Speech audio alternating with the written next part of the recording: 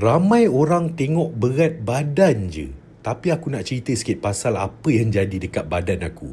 Dari bulan Jun sampai November, berat aku turun dari 108 kilo ke 96 kilo.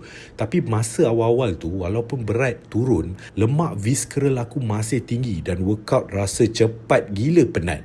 Aku pergi gym, aku buat cardio, tapi ada hari rasa macam badan kau tak ada tenaga tau. Lemak degil, especially dekat perut ah. Bila aku mula betulkan rutin, aku tambah L-carnitine 1000 mg, bukan untuk kurus cepat tau, tapi untuk bantu badan guna lemak sebagai tenaga masa kau workout lah. Function dia simple je. Dia bantu bawa lemak kau masuk dalam sel, lepas tu badan guna lemak tu sebagai tenaga.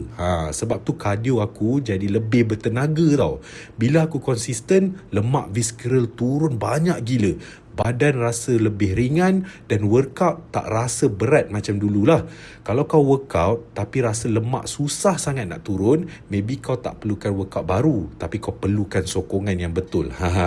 Aku letak link L-carnitine yang aku guna dekat bawah, so korang boleh cepat-cepat tekan beg kuning guys.